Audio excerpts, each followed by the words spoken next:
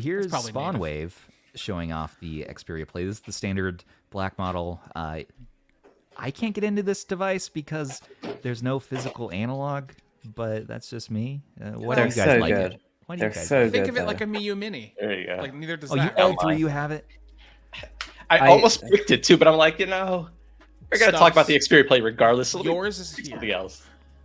in heart, because It the is. innards of this one came from you. So You took. I had an Xperia Play inside of me.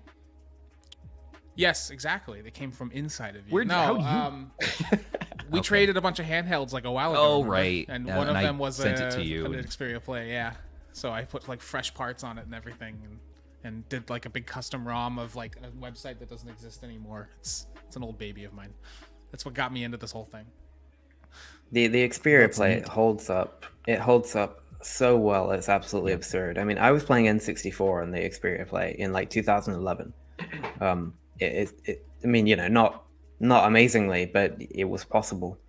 And it's just, I wish I had mine here because I feel like I'm the only one that doesn't. But I do have 5 right over there in various states of disrepair. You have 5 Xperia Plays? Yeah, I've been meaning to fix them, but I just haven't got around to it. But sorry, I think, well, this is both mine, Damien, so I'll have a little bit. I have no, such an emotional connection to this device. Like, it's almost like silly, and I feel like the biggest nerd in the world, but it's just one of those devices that I will never dislike it. And let me go away from emulation real quick, because it's something that I found really interesting with the Xperia Play was the native games. And you might know Gameloft, the mobile game studio.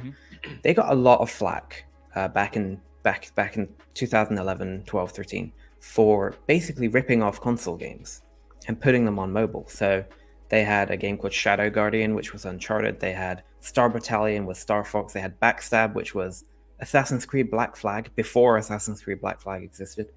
They had all these games that they were putting in. They were putting them on an Xperia Play with controller support.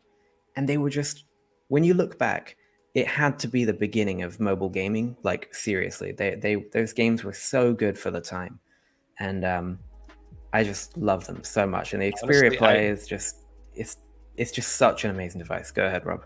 No, I was just gonna say I missed that Gameloft generation. That they were, honestly, I know they were doing copycat games, but man, they were fun to play. They were good. It's what mobile needed at the time. They really needed it because we didn't have that. We had the Java era, and then we kind of slipped into like the Android era without. iPhone was doing okay with games, but Android didn't really have anything other than regular tap puzzle games. And then Gameloft comes along with like full 3D open world Assassin's Creed clone out of nowhere, and yeah, it was just such a good device for that. And Sony actually supported their devs really well. Their API was really well documented, really easy to use, and there was a huge community around the time. There was a website called experiagamer.net, and I actually met the guy that ran it, and he was just such a cool guy. He worked for Sony, and yeah, I remember just like chatting with him about the Xperia Play, and we were just nerding out about it. But it's just one of those devices that nothing will ever have an impact on me like that one did. Yeah, beautiful. And the cool thing about the Xperia really Play cool. too is that a lot of the versions that were released were actually sort of exclusive for the Xperia Play because they added controller support. So at the time, if you had like an Android phone, you couldn't actually get that controller support in it. So it was kind of cool. It just, yeah, I mean, I feel the same way as you guys about it. Yeah. I think it's a great device. I think that the saddest thing though about all that is that it was a time of really bad DRM, and many of the best Xperia Play games are no longer playable on it, and I don't think they ever will be. I even tried to circumvent it myself before, but it was just way too much work. But you can still play Shadow Guardian, which is an Uncharted clone, which is it's a fun little game. But stuff like Dungeon Hunter, which was Diablo, and what was it? Nova, which was Halo. Like all those are kind of gone, which is just such a tragedy. But maybe one day somebody will bring it back. Who knows? I'll send one to Black Seraph. Yeah. If there's anybody, man, who could probably get it going. Well, especially when you look at the the modern day versions of those series, they're all like online play required. You have to connect Yeah. to the internet. It's a shame. I mean, Hmm. I kind of hate that when you have a single player game that requires the internet to play it. It's like, come on. Yeah. You know? Well, it's interesting. I'll go over this super quick. The DRM in those old Game Lost games works like this. It says, here's the game. Okay, you run the game.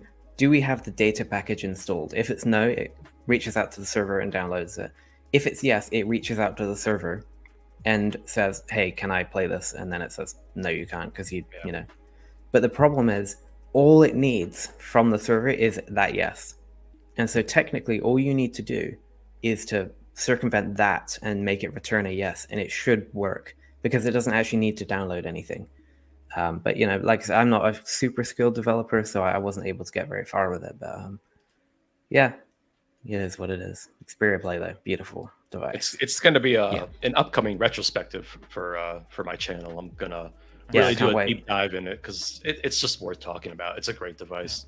Yeah. We're definitely kind of over the cliff of like being able to get one at a reasonable price. Like they're starting to go up. The parts are very hard to find. I have a spare ribbon cable that I bought 3 years ago, because I just knew that they were getting harder to find, and that's the part that breaks all the time. But it's still forever one of my favorites. It's a little tiny Android that's about the size of, you know, when you put it down, like a U Mini or something like that. It just goes right in your pocket.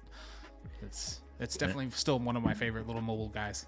Yeah. And that's one I had for a little while, because Damien, I know I got one from you, and it had a bigger battery mod on it, so it had this honking battery, and it was heavy. Battery.